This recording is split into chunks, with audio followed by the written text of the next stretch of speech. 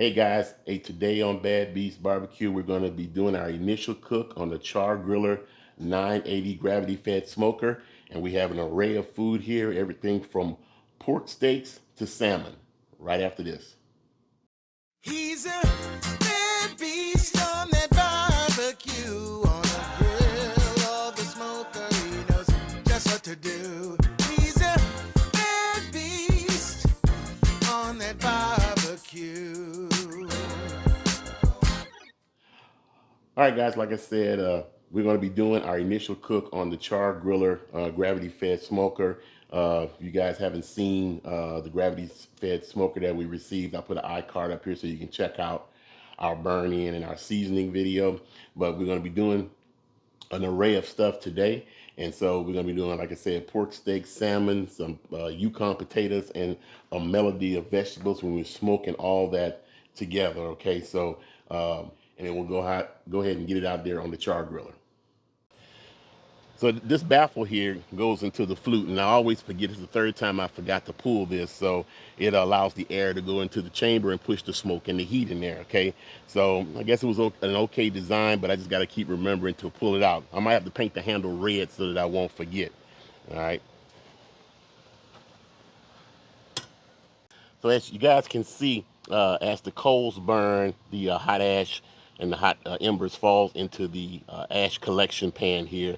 So what we're going to do is we're going to put our wood down here in the ash collection pan instead of in the flute, and let the falling ashes and the falling embers ignite the wood to produce some smoke. All right, guys, so now that our grill is up to temp, we're going to go ahead and get our food on. First thing I want to do is I just want to lightly spray the grates. That way my steaks won't stick. And I'm going to spray my baskets for my vegetables.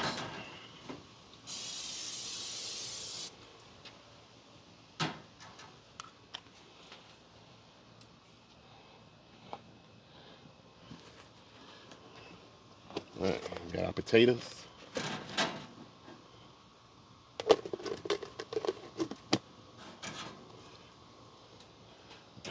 Get them on the back.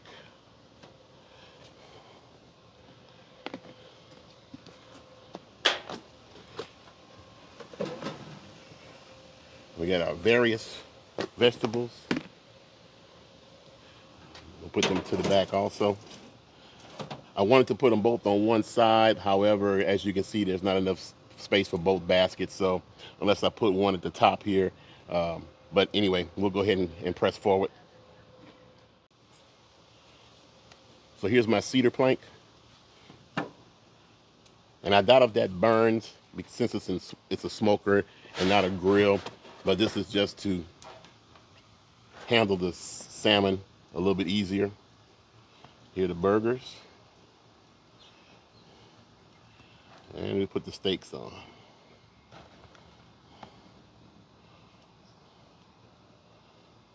All right. And last but not least, we're going to go ahead and put our pork steaks on.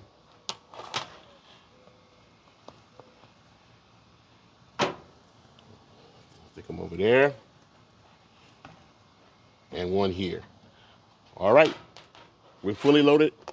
We're fully locked and loaded and ready to roll. So we'll let it go and we'll see how all this food turns out. So, hey, hang around.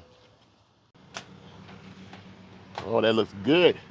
All right, let's go ahead and temp out our salmon burgers. They're over 145 degrees, so they are good to go. Let's temp out our salmon steaks. They are also over 145 degrees and they're good to go. Check out pork steaks. Yep, they're over 145 degrees and they're good to go.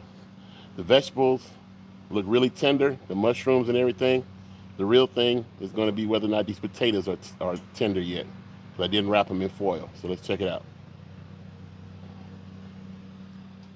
So guys, everything is ready and good to go except for the potatoes. I knew I should have wrapped them in foil, made a foil pack. So what we're going to do is we're going to remove everything off of the grill, and I'm going to go ahead and put the potatoes in a foil pack to finish them off, and then everything should be good to go, okay? So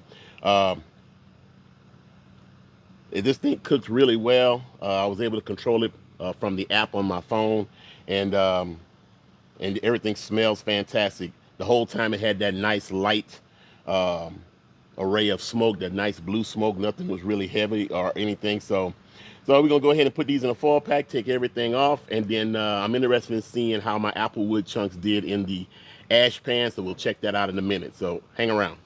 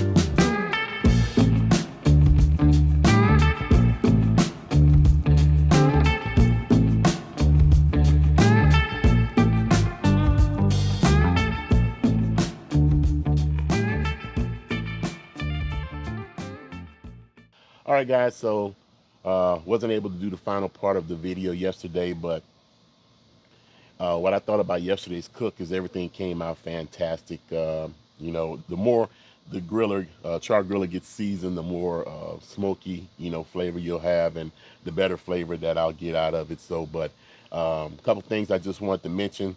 These here, what you're looking at here, are the wood chunks that I put in the ash box. So if you had any question about whether or not the embers that were falling from the charcoal chute was igniting the wood chunks, here's the proof right here.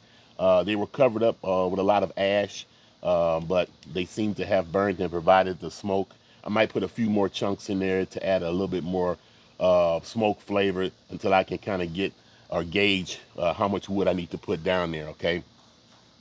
One other thing I want to mention is that the baffle that you pull out and put in to allow for airflow for the charcoal,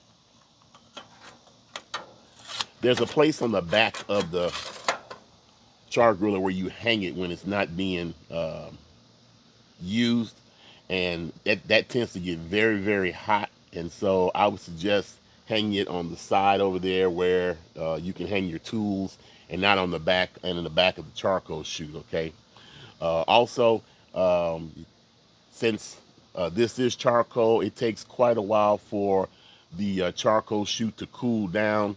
I have a a grill cover for this, but wasn't able to put it on here even after it had cooled down for a couple of hours, because this portion of it was still hot even though all the baffles and everything was shut down and closed, okay? So just make sure if you have this, you time your cooks properly and give it proper time to cool down in order for you to be able to put your cover on it, okay? But all in all, I'm really happy with it for the first cook. The next time we'll cook, we might do a comparison cook against like the Rectech of so forth and so on. So, but until then, hey man, thanks for joining us, okay? Hey, like we always say, where there's smoke, there's fire. If it's fire, then damn it, there just might be a barbecue there. Hey, as always, hey, we'll see you guys around the smoker. I'm dropping ash all over myself. See you guys next time.